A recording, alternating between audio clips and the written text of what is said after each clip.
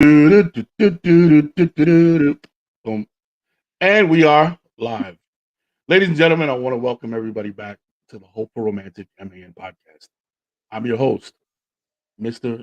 Dropping Dimes, a.k.a. the Hopeful Romantic, a.k.a. the Feminist with Chauvinist tendencies. I'm super excited about today's show, man. You know, every time I talk about relationships and I talk about dating and all these things that I tend to gravitate to, I always find it fascinating when I run across someone who has this ability to keep a work-life balance. And as a man, I understand that I I have a certain set of things that I need to handle. But whenever I run across a woman that's a mother, a businesswoman, and at the same time newly single and really trying to explore a whole new side of herself and discover this new world of dating that is today, I'm always fascinated.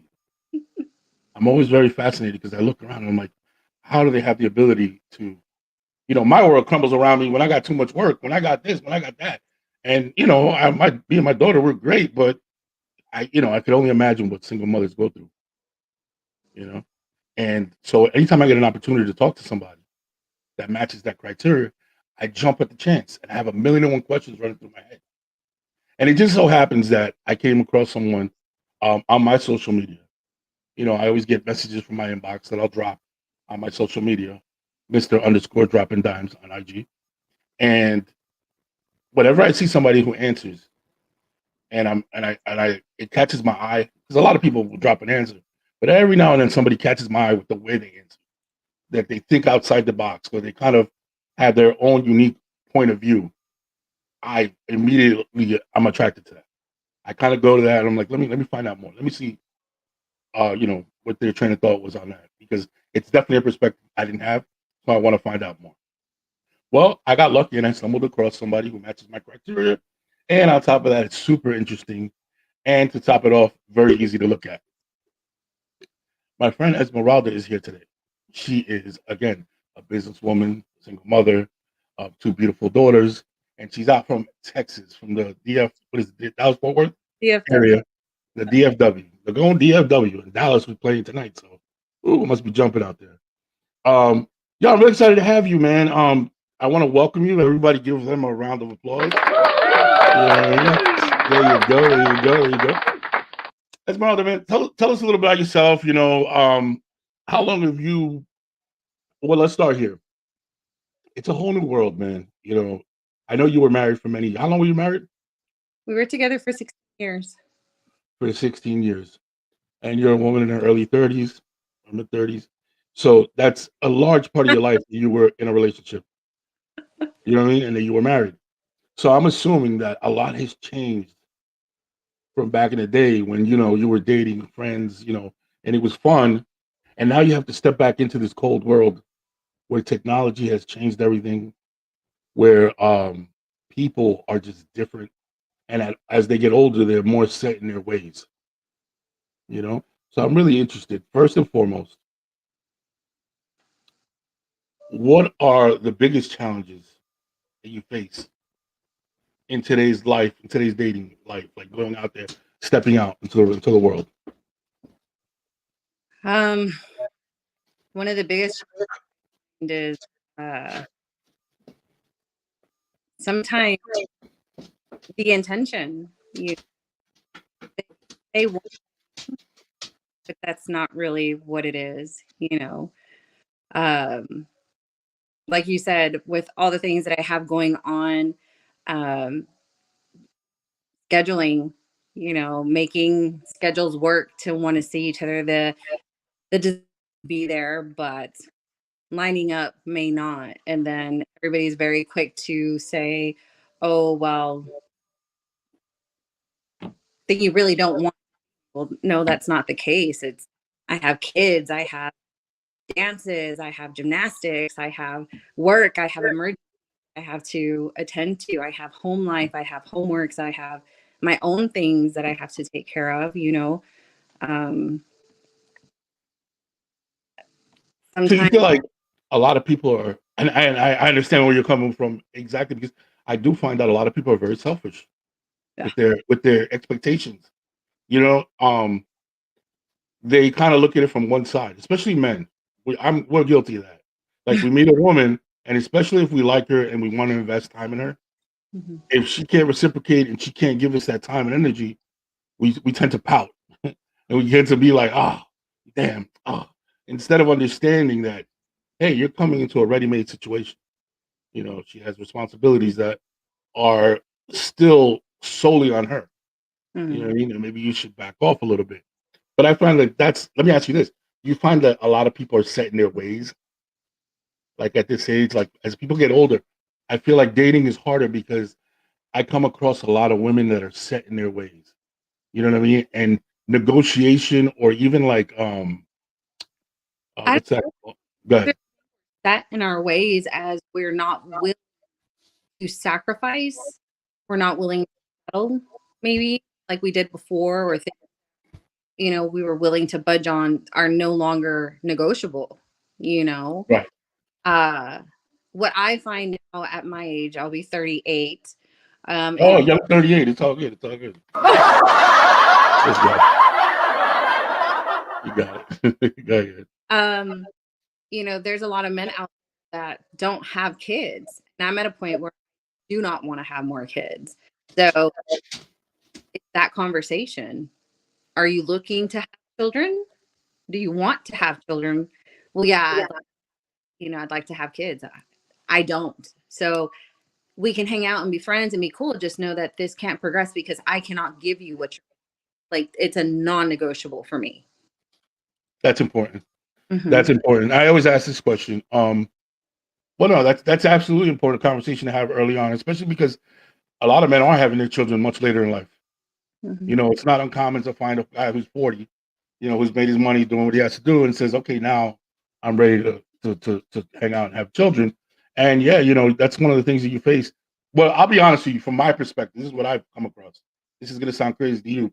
And probably it's probably not the case because just knowing a little bit about you and you being married, it's different. I found that with me, I'll come into a relationship with a woman and she decided in her last relationship that she had a lot of issues, a lot of problems, and she ended up raising her child by herself, her children by herself, and it was a struggle.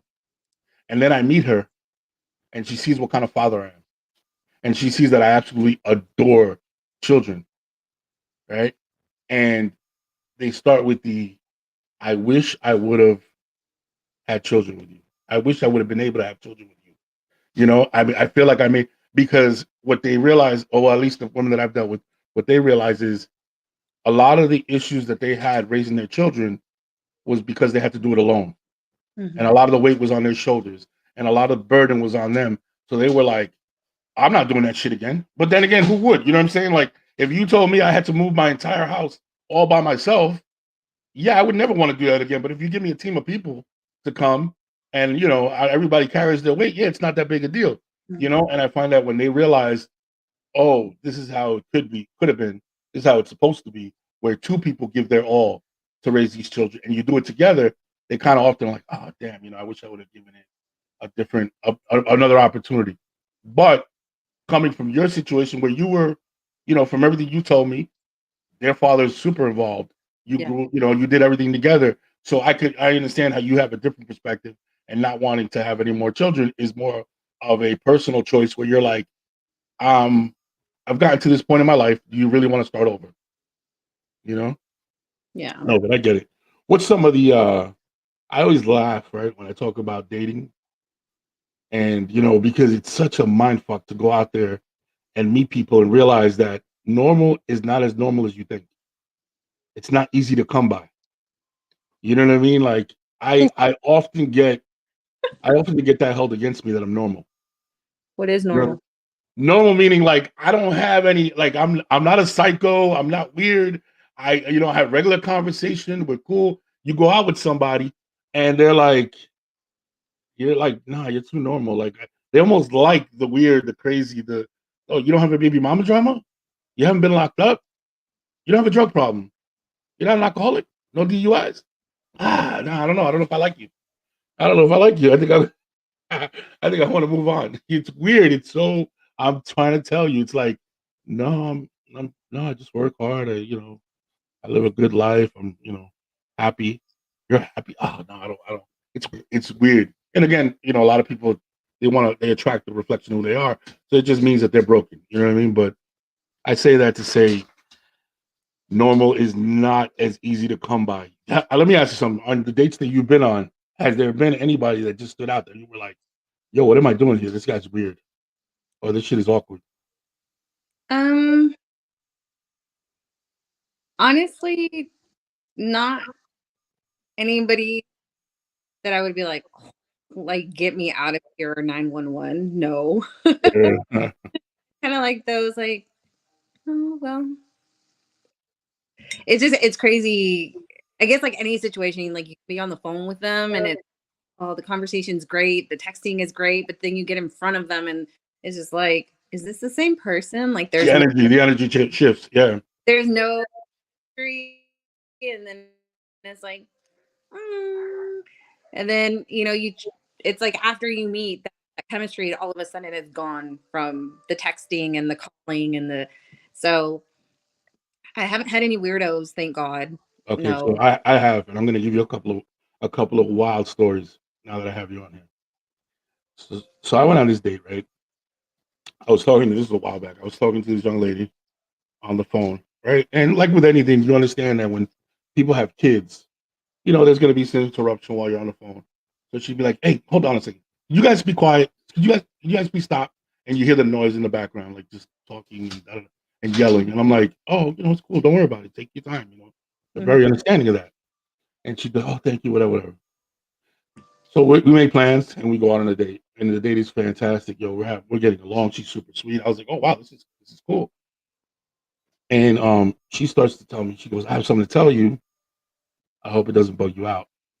I'm like, "No, no, you're okay. What's up?" She's like, "Oh no, I just, I want to tell you something, but it always turns people off, and they get all weirded out about it. And it's just a hobby that I do. It's just like something that I do, blah blah."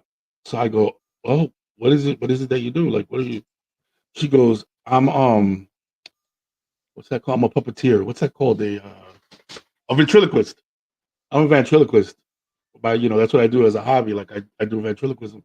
And I go, "What do you mean?" She goes, "Yeah, I have like dummies, and I do their voice, and it's like a thing that I do as an entertainer." I'm like, "Oh, get out of here! Wow, that's cool." Like, I actually thought it was pretty cute. Like, really, tell me about that. Because I just seen like some show where a girl won. Doing that. So I'm like, I'm fascinated. But yeah, I just saw this show. The girl won. She was doing the best. She goes, she immediately gets pissed off. Yeah, but that's that fake stuff. That's not the real. Because, like, in other words, she's very authentic with her craft, and she tells me how when you do the original craft, you actually make your own puppet. You don't buy the puppet, and you make your own puppet, and the eyes represent something, and everything on that puppet represent. Yeah, she goes into detail. So now me, I'm like, well, it's not anything I know about. Well, fuck it, go ahead, tell me all about it. So she starts telling me about it. It starts telling me about the puppet, da da da. And I go, really? Holy shit, that's so cool. And she goes, yeah, yeah. I mean, I could show you. And I'm like, what? She goes, I could show you. I go, okay. And all of a sudden, I hear a noise coming out of her pocket. And it's like, let me out. Let me out. And I'm like, what? She goes, yeah, let me out. Let me out. And she's not moving. She's just looking at me. I'm like, let me out. Let me out. And she goes, and she has a sock puppet. Hey, and it has eyelashes and it has big eyes. And she starts to talk, hey, whatever. And it's really funny. She was really cute. It was really funny. Okay, I'll give it to her. Now I'm thinking, okay, you showed me. That's enough. Let's move on. But here's the best part about it. Throughout the date, when she put her hand back in her pocket, like if I said something she didn't like, or like she was trying to be like a wise ass, she wouldn't say it. She would make the puppet say it from her pocket. And she'd be like, "Oh, stop! What are you? That's not funny. Stop it!" Like, you know what I mean? And again, I thought it was funny. I was like, "Oh, she's being a wise ass. Okay, it's funny." So now we're talking, and now I'm like, I'm already at the border. Like, if I'm gonna go out with her again, I'm like, I don't know, man. This is getting weird. And she goes to me, "Yeah, you want to go out? Da, da, da." I go, "Well, you let me know. You're the one with kids. I'll work my schedule around you." She looks at me. She goes, "I don't have kids." I go, what? She goes, I don't have kids. I go, no, but we were on the phone and you were telling me to stop, like, because whatever, whatever. She's talking to the puppets. She was talking to her puppets. She was talking to, apparently she has shelves and shelves of puppets. And they just, she's like that. Oh no, that was that, and she named some puppet. That was Sabrina. She gets very jealous when I want to. I'm like, oh, you're crazy. Oh no, no, no, you're crazy. You're not. It's not a puppeteer shit. You're fucking nuts. No, no, I'm gone. So I just politely was like, oh, yeah, well, no, I did the whole thing instead of being a.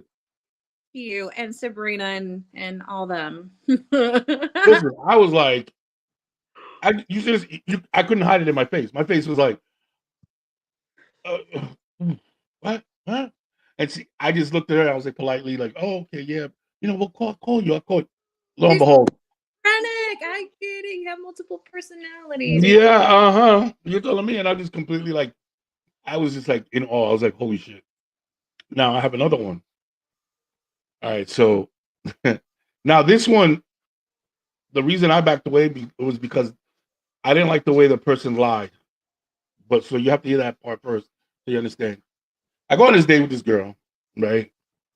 And we're sitting across from each other, and it was a little chilly. And anytime you go in Florida, whenever you go eat somewhere, it's always colder inside than it is outside because the air conditioning and all stuff. It's always a little chilly. So everybody, it's not uncommon for somebody to have a jacket or a sweater.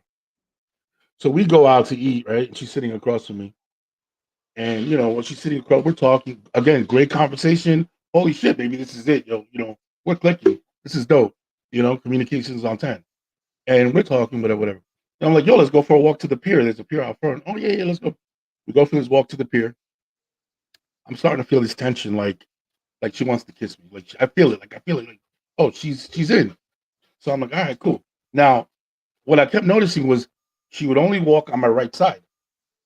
So I'm like, oh, okay. And I don't know if we're growing up if this ever happened with you, but like there was this thing back in the day, like to be a gentleman, you don't let the woman walk on the outside towards the curb. So every time I kind of try to like politely, she'd be like, no, no, and like go back to the other side. I'm like, oh, all right, no, okay, whatever. It's up to you. New day and age, whatever. My bad. So we're talking, and she's there, and she's like, listen. And it was a little windy outside, so I'm like, oh, okay. So now she comes in, and I go to hug her, and I notice that she only gives me her left side, like her left, like she does. She refuses to kind of like lean all the way in. So I'm like, oh, she like in my head, I'm like, oh, she just kind of played me, like she just gave me the like, no, you know what I mean, like get off me kind of hug, like that buddy hug, the church hug. And I'm like, oh, damn, I got played. All right, my bad. I read that wrong. That's what I'm thinking. And but I noticed that she comes in and she puts her head on my shoulder, like, and she's kind of like all on one side. I'm like, oh no, come here. And I grab her and I go to hug her. But when I go to hug her, there's nothing on the right side. She had no right arm. There's nothing there. So like I go to hug and I'm like, and I go, and she looks at me, oh my God, oh my God, like it jumps. I'm like, are you okay? Are you all right?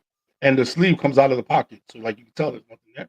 And I go, oh, are you all right? Did I hurt you? She goes, no, no, no, no. I go, oh, oh, okay. Like, so are you something wrong with your arm? She looks at me, she goes, no, no, no, it's fine, it's fine. I go, no, it's okay. You can tell me. She goes, no, I had that amputated as a child. I don't have a hole like from shoulder, nothing there. So I look at her like that's not a big deal. You know what I'm saying? Like it's okay. Like why would you, whatever, whatever. But from that minute on, now mind you, I did my best because it truly she was beautiful. She was beautiful. She was super dope, funny as hell. We got along. To me, it made no difference. I swear to you, it made no difference at that point. But from that minute on, she was so insecure about that she would not let it go to the point, right? Where this is why I was like, okay, I'm out. I can't. To the point where we're talking, and and maybe subconsciously I did do it. I don't know. She says that I stared at her arm. She's like, "You, what are you doing?" I was like, "What?" Meanwhile, I might have been looking at like her chest. To be honest with you, if I'm going to take blame for something, I'll take blame for that because she was, well, you know what I mean. So I'm like looking at her, and she goes, "You were looking at my arm." I go, "No, no, I really wasn't. Like, I'm not even that whatever. And she's like, you, how could you? You know what? You're just like, and she just goes onto this rampage about I'm just like every other guy, and what the fuck, and you can't even just look at me in the eye. And I'm like, oh shit! Like at that moment, I was like, sweetheart, that's a heart I didn't break. I didn't do that. Like I didn't whatever. But she was so caught up in that, which I'm sure at some point in her life somebody did something that created that. You know what I mean? That emotion, those drop, that subconscious, that trauma, that insecurity that triggered it. But I promise you, it wasn't me. And yo, she just completely snapped on me, and was like, "Oh, what?" And here's the one thing I tell you flat out: if you want to break up with me, or stop talking to me, or stop being friends with me, yell at me in public.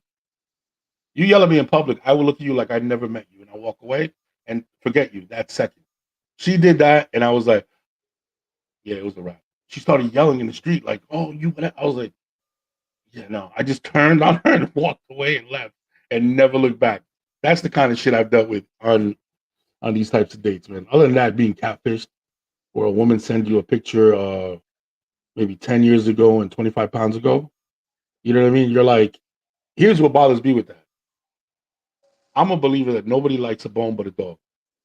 I love women that are built right. Let's put it like that. I like women that are built right. I don't like flaquitas. You can keep that shit. Never been that type. Never ever been that type. Oh, you could ask any friend of mine. I like a woman that's built right.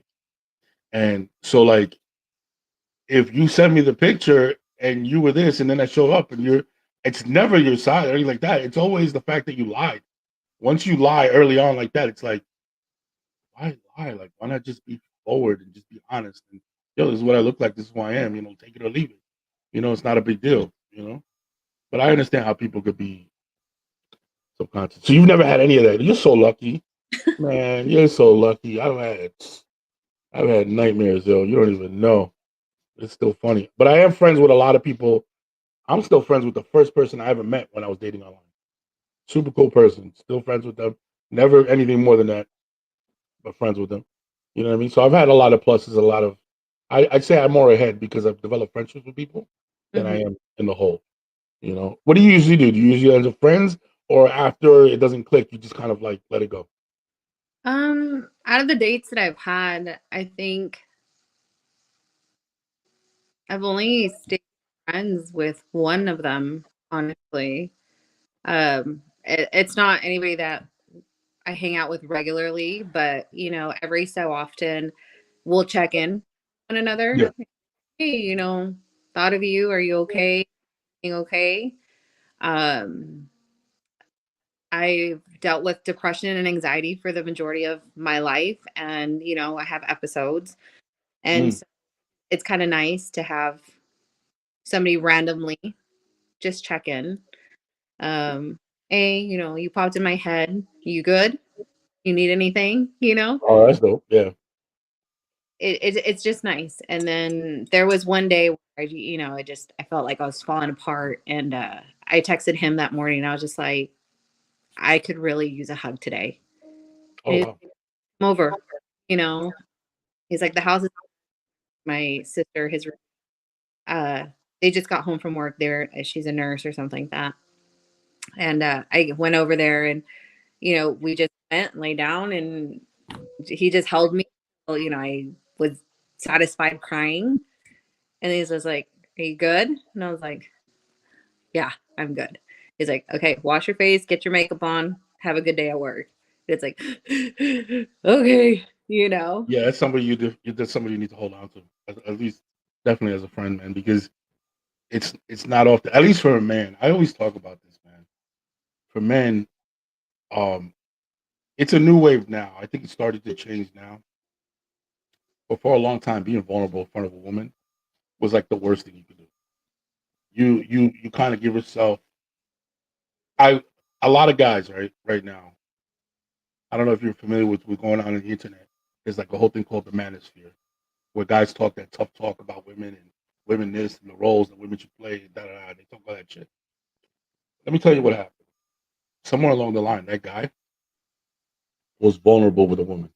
hmm I always say, "Love my darkness, my light is easy to love." Along the way, he showed some woman his darkness,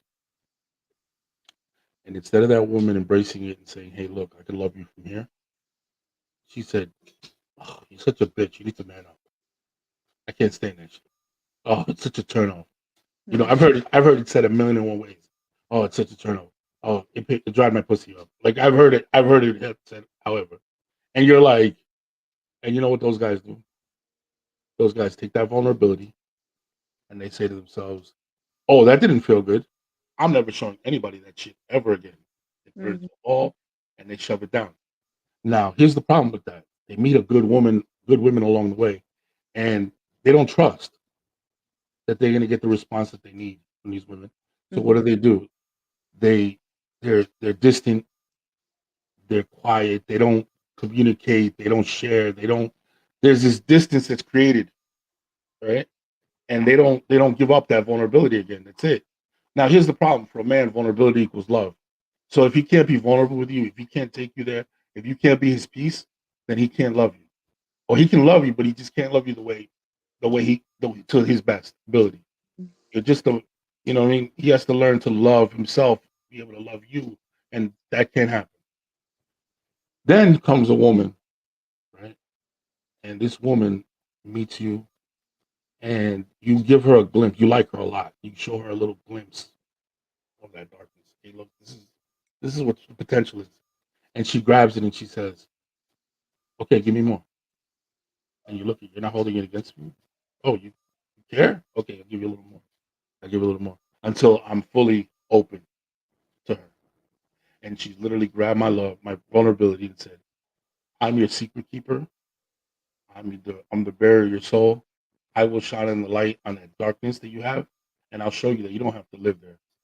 You can visit that place, but you don't have to live there. Come with me. I'll take you out of there." Right? And again, you're not fixing any man. Right? You can't fix him. All you can do is show him that you can love him through his issues, through his situation. And once you do that, he says to himself, "I could love her.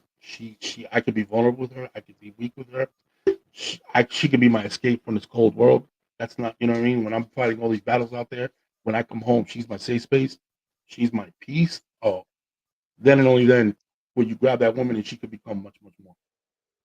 You understand what I'm saying? So it's like that vulnerability is so important. And you know, a lot of times women aren't ready. Women aren't ready. And you give her that, and she's looking at you like, I got my own shit going on. I got my own man, I got kids already. I don't need another kid.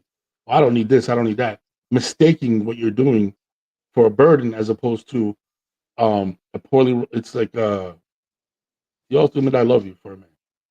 You know what I'm saying? It's the ultimate I love you for a man. But that's a you know, that's a topic for another day. So I got another question. Um as a career woman, as a woman now living her life in this part of her life, if in 10 years, how do I word it? In 10 years, we have a conversation with your daughters, what would you want them to say about their mom during this part of her life?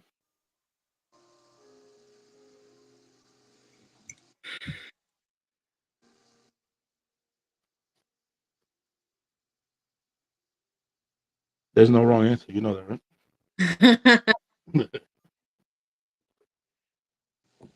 uh, what would I want them to say? It could be anything from, and I don't want to lead you, but it could be anything from, you know, combination of how hard you worked to how hard you loved. It could be the lessons that you tried to teach by example. It could be anything, you know. I mean, I guess it depends on which one we're asking. It It all depends. You love that answer. depends on which one we're asking.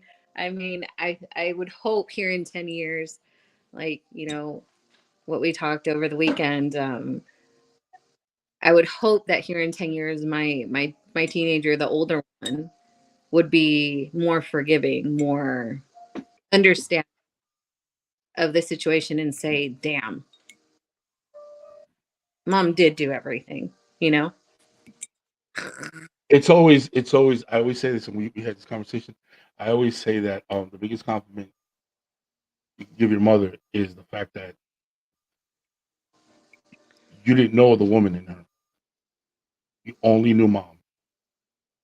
And I think that if you can keep that, because a lot of times, I'll always refer. I used to work in a group home. I used to run a group home back in New Jersey, right? And what I found was a lot of these little boys, they knew too much about their mom. A Mhm. lot of these boys knew too much about her. They knew every boyfriend she had. They knew when they were in the bedroom together. They knew when this. They knew when mom was hustling this guy to get money. They knew it all. They knew when mom was doing drugs. They knew the woman. They didn't know enough about mom. So what happens is the roles start to be reversed, and they feel like they have to take care of mom. They have to Right. take care of her. As long as they still recognize you as mom and they understand that, and that's the only part that they see, I think that you're winning. You know what I mean? Just make sure that that's what it is. And it's hard, especially because I'm sure there's times where you break down and you need to vent to somebody, and there's the Unfortunately. immediate audience. You know what I'm saying? But it's all in moderation, and the beauty of it is, like I'll give you my example. My father and I, there was a huge disconnect for years. I didn't know him like for like the majority of my life, and then later on in life, I met him again. Like we were from like 9. I didn't see him until I was like almost 35 years old, and I didn't see him. I didn't know him, and didn't know where he was. Nothing about him. And I remember there was an overwhelming feeling of I've made my mistakes at that point in life. Who the hell am I to judge you? You understand what I'm saying? Like I no longer carried that. Oh, he did this, he did that, he was this, he was that. I also reminded myself a lot of that was not my feelings. That was the feelings that my mom had. You know what I'm saying? That's the suffering she went through. And because I love her, I was mad. You know what I mean? But the truth is, once I got to a certain age, I realized I was like, oh, I've made plenty of mistakes. You know what I mean? As a matter of fact, he lasted way longer with his family than I did with mine. I had a family and I was out early, like you know what I'm saying, with breaking up a marriage and all that stuff. So off the rip, I had to kind of like back up and be like, and that's what tends to happen once you get older. If you can manage to understand that, oh shit, this is what adulthood is. I could only imagine what this shit is like, what this shit was like for my mom. You know Mm. what I mean? And I'm sure you go through it as an adult yourself. You probably look at mom like, you have everybody, has their ideas and their things about their parents. But you have to understand like, shit, man, I made my mistakes at this age. I can only imagine, what she was going through at that time. But that's a story for another day. I don't want to walk you down that path. I know how it can be. Well, I mean, Heavy. that's one of the sometimes when Juliana, that's my daughter, the older one, we have those conversations because, she's really quick to say, well, why didn't you? And why did you? Hmm.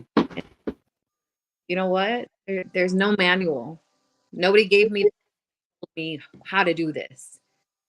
And I was like, how we're going through it and shit out as it happens. And I was like, the same way I'm grow up, you're watching me grow up. I didn't go through this.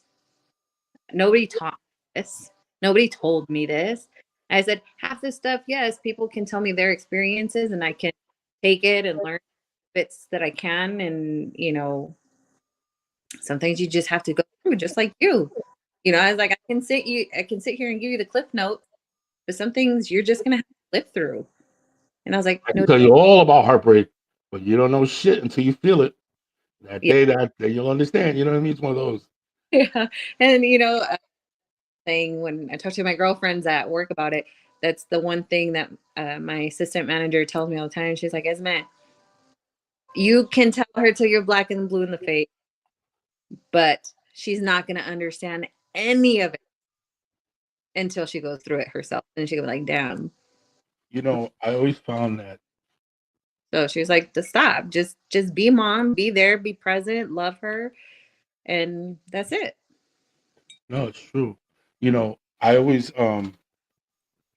So I get these in my inbox a lot, right? And the question will be something along the line of, there's been this big change in our lives, and now I have this one son or daughter that's acting up, acting out. And when you dig a little further, you're like, oh, okay. So what kind of conversations did you guys have? And whenever I ask that question, what I get back is this feeling like I don't have to ask for permission. And I always say to myself, so I always preempt it. I'm like, you don't have to ask your kids for permission to be happy. You don't have to ask your kids for permission to make any decision that you're making. But like with anybody and anything, they want to feel like they're part of a team. And at least tell me what's ahead. Tell me what's coming. Tell me what my life is going to look like in 4 months. And they look to you as the leader. They look to you. So what happens is if the changes are happening in front of them and nobody's talking to them, it's like walking into a puzzle and you're just going room to room and you don't know what's next. And and imagine as an adult that's hard and Mhm. emotional and stuff. Just imagine as a child. As a Mhm. child, it's damn near like, ah, and then all of a sudden you're acting out in school, you're acting out at home, you're whatever, and nobody knows why. It's like I always say, hey, listen, how about a conversation? Like for instance, again, I like to put it back on myself, and I think I told you this. You know, whenever I'm gonna be in a relationship with a woman that has children, and I see that it's gonna end up in intimacy, it's gonna end up in we're gonna be hooking up and maybe staying at each other's house, kind of thing. Maybe that's where it's headed, and they have children. There's a conversation that I have where I'm like, hey, listen, do me a favor, prepare your kids for me, prepare them for me. In other words, I don't want to just show up and it be a surprise, and it be like, oh, this is by the way, this is Mike. You know the head of the table, he sits there now. You know that spot on the couch that used to be yours, we used to play video games. Yeah, well, me and Mike are gonna sit there now and watch TV and watch Netflix. The bed that I used to have you sleep in because I was lonely at night. I know on the weekends and whatever. Yeah, you can't sleep. My son can't sleep here anymore. Now you got to go sleep in your bed. Mike's gonna sleep right now. All that does is create resentment, create problems because it's like, hey, what happened? Nobody. So what I always say is, you don't ask your kid, you don't ask your son for permission to have me around or to be happy. What you explain to them is you have conversations like, you want mommy to be happy? Yeah. Well, look, this is what's happening. This is kind of what it's looking like. What the future is going to look like. There's going to be a time where somebody, people come over and just friends at first or whatever, and you kind of just prep them so that they understand, like I said, what their life is going to look like. And I don't know, again, I don't rest the judgment. I don't even know how you handled your situation, but I always recommend that. I'm always like, it's a pull them to the side, and again, no permission, no, no, I'm sorry because you're not sorry. What are you sorry about? You're living your life. You're doing the best you can. It's more so, hey girls, or hey guys, this is what's happening. This is what it's going to look like.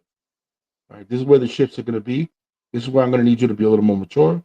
This is where I'm going to allow you. You can still be my babies. This is where I'm going to need you to do this. Mom is going to need you.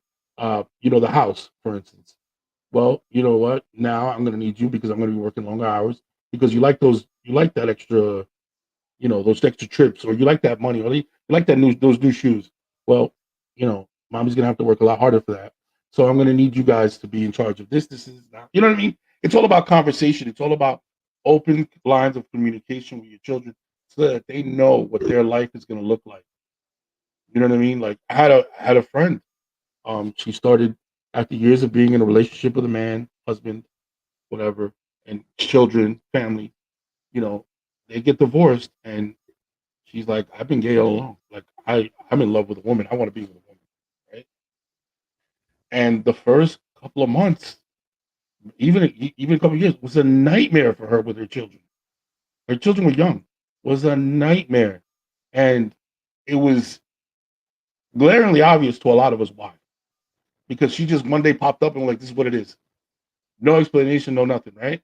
And again, she doesn't owe them an explanation as to why she is the way she is, who she is. She doesn't owe them permission. She has the right to be happy. What she did owe them is, hey, listen, this is what your life is going to look like in the next couple of months, years. This is what my expectations are of you. This is what I need from you. This is what you can count on from me. And if you do that, I feel like it kind of soothes tension because now they know. Now they feel more part of a team than being talked at. Now they feel like they're more in the now with you, alongside you in the battlefield than at war against you. You know what I mean? Like, instead of getting resistance every step of the way, Now you're getting more of, well, okay, I know where we're going with this. You know what I mean? And again, there's nothing perfect about it. There's no perfect science. I'm not trying to talk like I know what I'm talking about or this is how it's going to work. It's not, because kids are kids, man, and you might get a big FU when you try to do it that way. But my point is to just have an open mind to just, communicate and understand, like put yourself in their shoes and be like, oh yeah, that would suck not to know what my life is gonna, like how drastic a change my life is gonna take. You know what I mean? Or one day dad is here, one day he's not. Mhm. And nobody really told me. I kind of know why. I kind of knew they argued or fought or whatever, but I don't really know what happened. And again, you don't owe them an explanation, but you could let them know, hey, listen, he's not going to be here. This is what it's going to look like for you. We're still great friends, and I'm sure you had that conversation, but stuff like that. But yeah, man, children are tough. Children are tough, especially when you feel like you're the one that's left to answer the questions. You know what I mean? I had a beautiful epiphany, a beautiful moment with my daughter a couple of years ago. I want to say about, it's going on like 5 years ago now. It was crazy because I never thought of her as the type. She's a lot like me. We talk a lot, but I never thought of her as the type that had so many questions. And one day she's here, or she's in my house in the summer, and she's sitting on one of the couches, and I'm over here on the computer. And I go, "You good?" She's like, "Yeah, well, you're always on your computer." She made it like in passing. And I'm like, "Whoa." And she's on her phone because I'm always the one saying, "You're always on your phone." So I said at that moment, I was like, "Oh, I'm gonna call her on this." I shut my computer down, and I was like, "All right, put your phone away." Okay, look, you could ask me anything. Let's talk. You could ask me anything. And without hesitation, the hardest question I've ever had to answer was, "What happened between you and my mom?" Mind you, she was a baby. Like she was only 8, 9 months when me and her broke up. She doesn't ever remember us as a couple. Yeah. So to her, that was like, and then she sees me, extrovert, talker, whatever. Her mom's very conservative. So she's like, they don't even match. Like, how the hell did that happen? You know what I mean? So she asked me, she's like, um, what happened? Da, da, da. Now, in that moment, I could have lied. Like, well, give her another. I didn't. I gave her the honest. I've always felt that when a kid asks a question, they're ready for the answer. So I gave her the true answer. And the real, not even the, no, I just cheated and I love it. No, I gave her the background about what I was going through mentally, emotionally, and not letting her in like to feel sorry for me or anything like that, but the facts. Like this is how it happened. This is what happened. And then, we talked from, I remember it was like 10 o'clock that night till 4 o'clock in the morning. And we cried and we hugged and we cried and we hugged and we laughed and then we cried some more.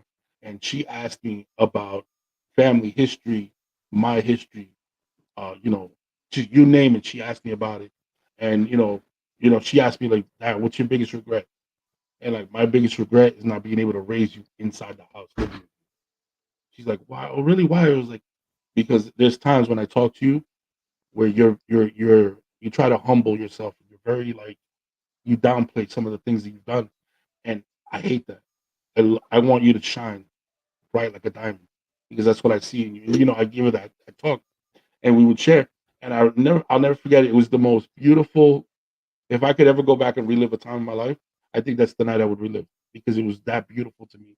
It was that impactful, and ever since then, our relationship has been amazing. She calls me and asks me, "Hey, Dad, I have a question," and whatever. And she for a long time wanted to kind of do what I do, but on a higher level. She wanted to do the therapy and talk about, the coaching and all that stuff. But she wanted to be like a therapist and for a long, because she's that person within her friend group. They go to her and she'll call me and she'll be like, it was hilarious because I'm talking to like a 15-year-old. She'd be like, okay, so Dad, um, Tanya is with Anthony, but I told her that Anthony can't love her until he loves himself. And I'm dying because I'm like, we're talking about 15-year-olds. They're like, whatever. But I humor her, whatever. Luckily, in recent years, in recent months, whatever, now she wants to be a doctor. She wants to go to medical school and she wants to become a doctor. So I'm like, all right, whatever your dream is, I'm with it. But I love the fact that that one night of me deciding to be open, me deciding to share, to talk to her, to ask questions, because in her mind, I left from New Jersey to Florida, right? And the hardest thing was leaving her, coming here, you know? So I always like, fuck, I always overcompensated, like bringing her and going and try to do that thing. And then I realized I was like, I'm a good father. I need to stop that shit. And I asked her, I was like, let me ask you a question. She goes, I'm not gonna lie to you. When you first left me, and the way she said it, when you first left me, she was like, I was so devastated. I was hurt. I couldn't believe you were gone. We would talk. Cause I would pick her up every day. Like we see each other every day. She's like, and you were gone. And then all of a sudden, I didn't have my daddy every day, and it was weird. Da da da. And I go. She goes, but now I understand because we don't have to talk. And she goes, now I understand what happened. See, I got really sick in New Jersey, right? And then after I went through everything, I had PTSD from being sick. So everything around New Jersey reminded me of being sick, and I hated it, and I wanted out. So like after explaining that to her as an adult, she was like, "Oh, okay, that makes a lot of sense, Dad." You know what I mean? So these are the kind of things, conversations. All I know is that it changed our relationship, and I love the way it is today, and I'm only hoping like, hey, it grows stronger. I always tell her, I'm like, I'll always give you my father's advice because I can't hold that back. But what I'll try to do is I'll try to give you professional advice first. I'll try to give you my professional advice first. That way you have an understanding. You know what I mean? And then I'll add my emotion to it, whether if I have to flip out on you or spaz on you and stuff like that. But you know, let me ask you a question: Mm-hmm. would you ever want to get married again? I think it's too early in my transition uh, for me to say yes right now. I think like everything, I'm open. I'm open to that idea. Right, person comes along and it's right for us, then yes, I'm open to it. It's not what I'm looking for right now. Hmm. I follow in the words of Maya Angelou. You know Maya Angelou is? Mhm.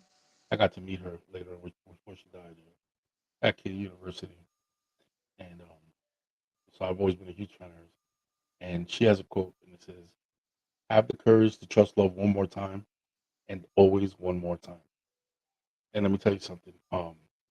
Because I've felt the highs of love, and I felt the lows. Every low was worth it because the highs were so high. I believe that's why I'm the hopeful romantic. I truly believe in love as a spiritual movement to the point where I'm like, yeah, I've hurt, but let me tell you something. No hurt in this world will ever make me not want to reach to those heights that I felt when I was in love. That love was amazing, and you know what? I believe that I'm worthy of it. That's the most important thing. I think a lot of people get to a point where they get very cynical, they get very doubtful, they don't trust it. You know what I mean? But Mhm. I've got to the point where no, I deserve it. I'm a No, good person. I mean, I very much, you know, I'm not scared of love. I'm not scared to be in love. I'm not scared to love and be loved. It's just at this point in my life, I'm very much more selective. You know, like when you're younger, you have more love and more time and more energy to just love everyone. I don't have that anymore. I What don't are your have energy to invest into just anyone. So that's why I'm saying, like, do I married? I don't know necessarily married, but do I want to love? Absolutely, I want to love. Do I want to be loved? Absolutely be loved. Do I want to have something like you said, so great and so high and so like mind blowing and that even describe kind of love that movie type where you're together and the world disappears type? where you're with them and you're at peace, that they're a sense of home. Yeah, who doesn't want that? You'll be surprised. Not that people don't want it. You'll be surprised how many people let the fear of the pain that they suffered freeze them and say, "Nah, the fear of the pain is outweighs the fear of the pleasure of the love." You know what I mean? They're so frozen in the fact of how hurt they got Yeah. that they rather just, nah, I'd rather just be single. I'm good. No, I don't. And you hear that a lot, and you're like, do you really rather just be single, or is it because that pain hurts so much you never want to relive it? You know what I mean? And you're working from a position of almost like a negative position where you just assume that the next one won't work. You know what I mean? Yeah. And I guess more so that's more so what I find is that people are wanting to be in like situationships. They want the benefits of that without the commitment or the relationship or whatever. And it's just like, nah, you can't have me halfway. You I think the smartest thing women can do is tell a man up front what they want. You know, a lot of times men will convince you that, oh, you're too forward, or why are you trying to? No. Be as upfront as possible with what you want. Men, we're funny, right? Because what we'll do is we compartmentalize, and what we'll do is if you tell us, if I try to be with you, telling me we're just friends. Oh, but what are we? And you say we're just friends. All right, cool. 3 years from now, after you've met my mother, introduced my kids, we've gone on vacations together, we probably live together, whatever. You ask me, so what are we? I'm gonna look at you dead in the face, but you said we were just friends. That's how we are. Once you put yourself in a pit, that's how we are. Mhm. You know what I'm saying? And it's very hard for you to get out of there. As opposed to, I always tell women, one of the smartest things I ever heard a woman say was, "That's cool, Michael, but I don't want to be a girlfriend forever." In other words, we're good right now, but don't play no bullshit because I don't plan on staying in this position forever. So Mhm. either you make your move or I make mine. It's up to you. You know what I mean? And I found that to be that's smart. That's a good way of putting it because you're not putting pressure on me to make a move today, but you're telling me that in the near future I better understand what I have in my hands, or it's gonna walk. You know what I'm saying? And I felt like, okay, that makes sense.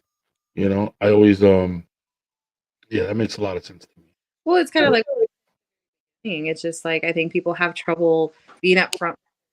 What do you want?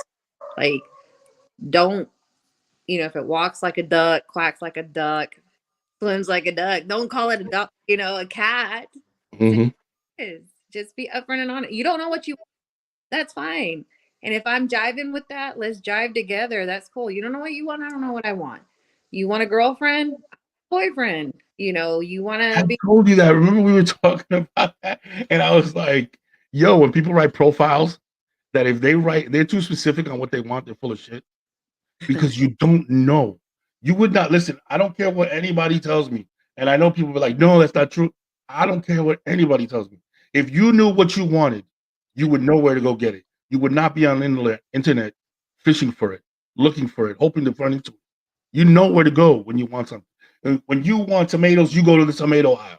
When you want milk, you go to the dairy. You don't go into freaking the hardware store looking for milk. You don't go into like the big Walmart and just walk to Walmart. No, you know where to go, right? Well, no, when people go on the internet and they're so specific, I want this, and this, and that.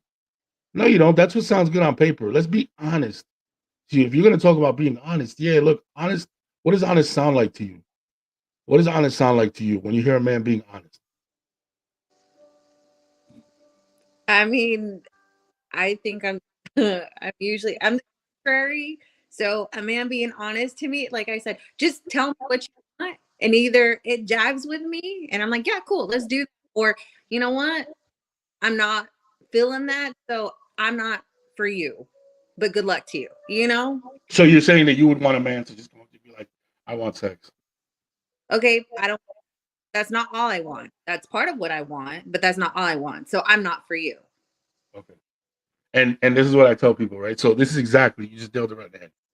And why do men not do that, right? Why do men not just come out and say I want sex? Because of that. So they think to themselves, well, how about I just pretend that I want more than that? and then I get the sex, and then I could just, I don't have to give her all that. You know what I'm saying? That's where the lies come in. That's where the pretending comes in, because you tell them, just tell me, and then when they tell you, you're like, yeah, no, I don't want that. So, but they figure, damn, if I lie, then I can still get that. Then you know what I'm saying? I could get that in the. That just wants sex. So go find her. Yeah, but they want it from you. Too bad we can't do everything in this world. I'm sure you'll find her. She's out there. She's out there. No, no. But I know a girl. I'll give you her number. That's hilarious. Yeah, I know a girl. I know. I know. She's for. Okay, so I wanted to dive into my inbox, especially because you're so good at it when I post them on Instagram, and I wanted you to. Okay, I just picked a random one, so hopefully it's a good one. Let me see. Okay, this is from the Dropping Dimes inbox. Okay, question from the Dropping Dimes inbox. I cheated on my girl 2 years ago. I went on a ski trip with the boys, and this fine ass shorty pressed me. I had some drinks in me. It was a one night stand. I didn't keep in touch with her at all. We used protection. It's the only time in 5 years I've been unfaithful. Should I come clean? I feel like I should tell her. Told her when it happened. 2 years ago. Yeah, you should have told her when it happened. And I say that you made a decision for her. Like, if you would have told her right then and there and she chose to stay choosing, you forced something upon her. Okay, wait. Let me just read this part again. I cheated on my girl 2 years ago. I went on. It's the How only old? time in 5 years. That's 2 years ago. We've been great for 2 years, and I should tell her now about 2 years ago. Is that what you're saying?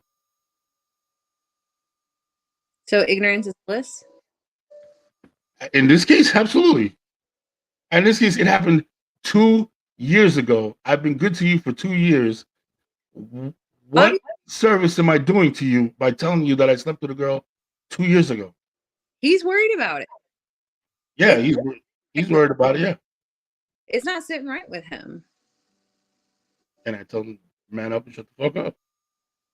It happened here's the deal. If it happened 2 weeks ago, you got to tell her. Tell her, look, get it up. Don't do that. What difference does it make whether it's years, 1, 2 days, 2 hours? 2 years ago, because you've proven in the last 2 years that you wouldn't do it again, that it was a one-time thing, and you're not perfect. You're not Jesus. You made a mistake. Forgive yourself. Move on. I don't agree. You're okay. So you're a girl. You're a woman. Mm-hmm. You've been with your husband, Mm-hmm. right? And you find out he made a mistake 5 years ago, a one night stand 5 years ago. You're gonna blow up 5 years worth of relationship for a one night stand 5 years ago? No, I didn't make it. He did.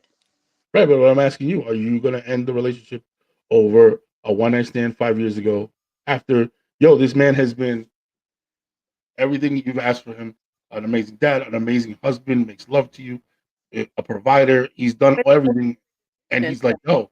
the way out. All those pros and cons. Because she's not the one that violated that contract. He did. I'm not disputing about the violating a contract. I'm not disputing that he was wrong for doing it. What I'm saying is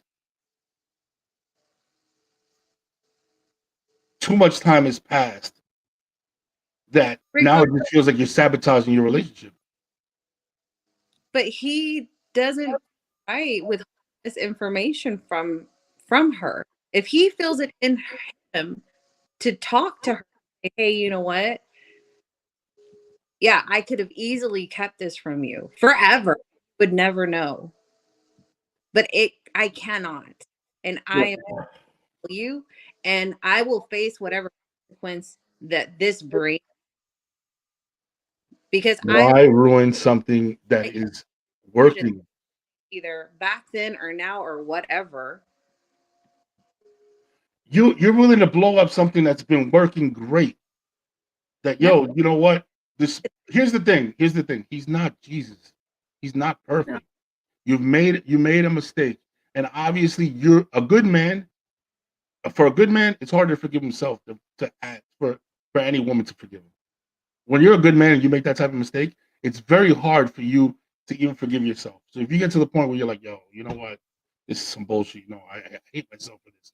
You know what I mean? But you've had the smile on this woman's face for the last 2 years, and you've been as good a person as you can be, a provider. You take care of the house, you take I care mean, of the children, you do everything as best you can. To grab something from 2 years ago, it just sounds like sabotage. I Yo, mean, why not? Why not just live your life with the understanding that you'll never do that again, and that yo, you know what? This woman deserves nothing but the best from you from moving forward.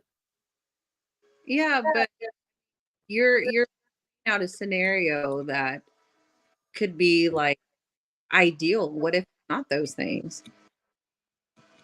I mean, they say they've been together for 5 years. I could only go by what he wrote. He said they've been together for 5 years. 2 years ago, he made that mistake. They never stayed in contact. Nothing ever, whatever, whatever. And it's assuming that the relationship has been great since.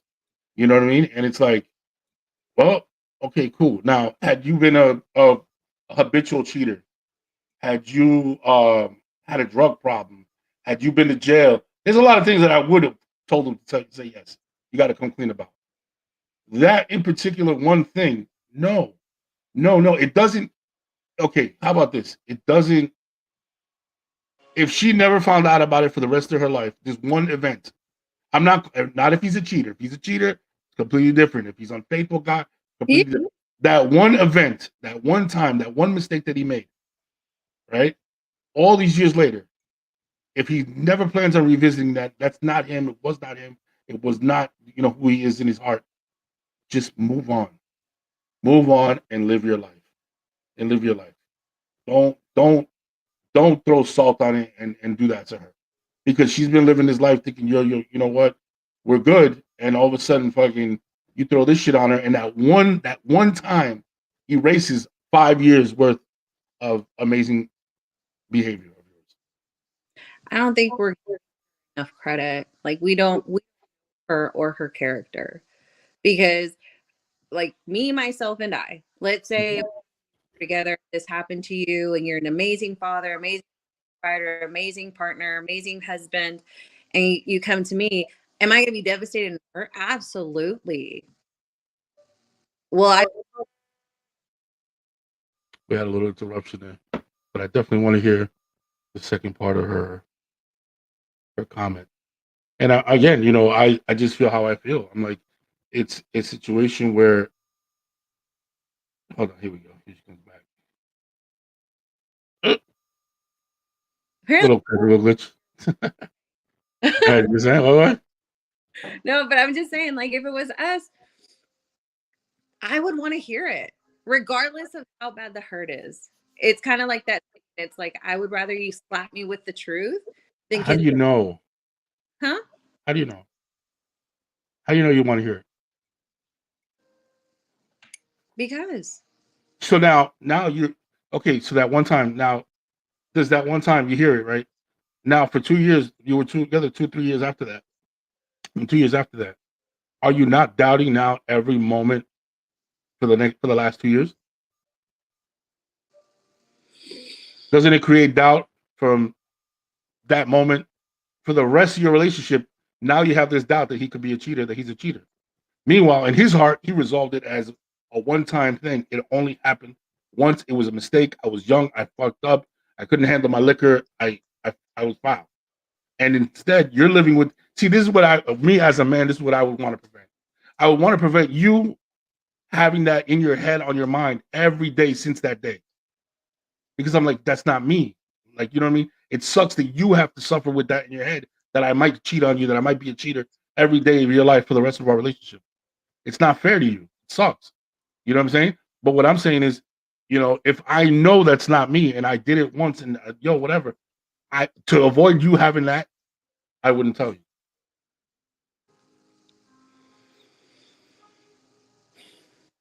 I'm not saying that it's not going to be work. When two people really and make it work, they'll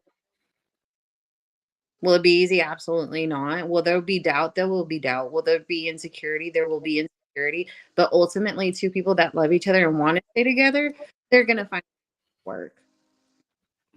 How do I know? Because as we talked over the weekend, I cheated, and it took me a long time to earn that back. I had to go above and beyond to secure that trust back to where he could, you know, I don't know, like that would be a question to ask him. We stay together. How long after did you tell him? Him? How long afterwards did you tell him? It was a year. A year later. See, I also so this is where where the feminist or chauvinist tendency in me comes out, right? Because I believe that when a woman cheats, when a man cheats, a woman asks him, did you love her? That's usually the question that she needs answered. Did you love her? Do you love her? And what she's really asking is, if you love her, then we can't fix this because you know what I'm saying. You want to be there, you don't want to be here because women are very territorial over men's emotions. When a woman cheats, a man asks, "Did you fuck him or did you suck his dick?" Because we're like, what we're really asking is he more man than me? Because if he is, then I don't want to be here. I can't do this. So when you're telling him, I can understand that because he's territorial over your body, over that. You know what I'm saying? Like, I don't understand. And you guys were working on it and trying to get back, and there was a lot of ups and downs in that time period. But with this case, it happened.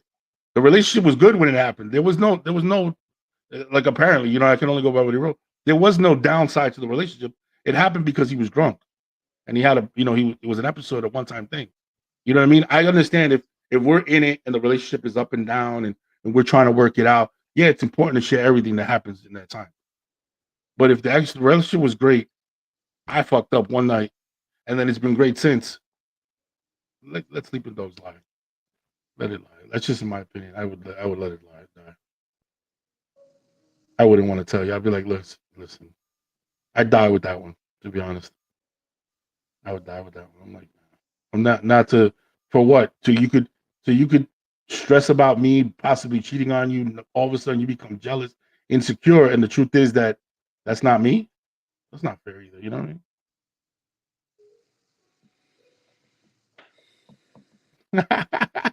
Look at you, you're like, whatever. And if it is all those things, then she's going to realize all those things and be like, it was a one time thing. Things have been really great. This person is really amazing.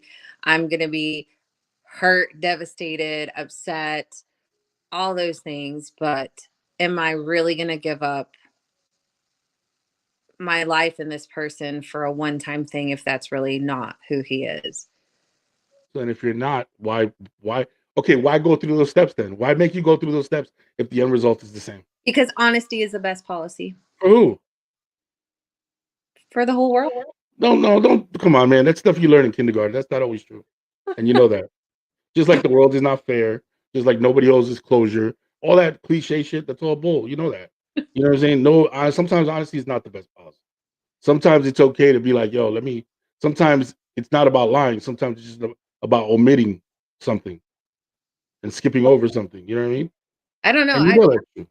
relationship there's not room for it, honestly. For what? Omitting truth, for lying, for not being open and honest and communicating regardless of what it is. I don't feel you should be able to make a decision over me and my life and what I would want had I known. Okay, I got a question for you. Let's put it like this. Um, you meet my mother. You come to me and you're like, hey, Mike, oh my God, your mom is so sweet. Da, da, da. What you think of me? I should thought you were nice. Keep moving, right? Mhm. What my mom really said was, yo, she's a bitch and wears too much makeup. She What wears would you, huh? would you what? She's a bitch and she wears too much makeup. What would you want me to tell you that? Yes. Stop it. Why? Why? All of a sudden we create tension. We create problems where it's not necessary. Why is My there gonna, point. So what? why is there going to be problems? Because now every time you're around, you understand that she And I feels. wear the amount of makeup. You wait, what? Feels about me, what she thinks about me is not my business. What you think, you feel about me is my business. Yeah, but listen to what you're saying. Let's be honest. Now you're around the family holidays, and you're around her all the time. You're gonna have on your mind, oh, The you know, direction is. the what? I said she doesn't have to look at me. She can put on sunglasses or There look at goes me. the tension. There you go. You see, and that's what I would like to avoid. And that's why when you asked me, I said, yeah, she thinks you're nice, and I kept it moving. Thank you. You just made my point. You just made my point because without even you already were like, well, she could just In other words, I could see the seething at that bitch. Well, fuck her because I don't give a shit. Like I can see it already. I can see the attitude that I would get already. Because I'm trusting you with what I'm feeling, but would I act that way with her? No. No, no, no, no. Listen. Women, you know That's how no, no. I made a point. Please give me. Can we acknowledge that I made a point? Please acknowledge that I made a point right there. I did. I did. I got you there. Because no, my point being like, I know like as kids we learn that shit, but the truth is no. Sometimes honesty is not the best policy, man. Sometimes shut the fuck up. Sometimes keep it to yourself. Sometimes don't you don't got to go there. Just leave it out. Don't whatever. You know what I'm saying? Like there's gonna be times in your life where it's like it doesn't make you a bad person. It just makes you smart. You made the smart business decision. You know what I mean? Like yo, keep it funky. Because there's certain things that just aren't worth it. This is not. It's not. I don't gain anything from letting you know that you wear too much makeup and she thinks you're a bitch. You know what I mean? I don't gain anything from that. As opposed to, I do gain something from keeping the peace because I care about you and I care about her and I want you guys to be able to be in the same space and not give each other attitude, not give each other, not create tension. but You how know would what I mean? it work if she feels that way and then she has to be around me all the time? Yeah, but then you see, that's where I would come in and I would check her.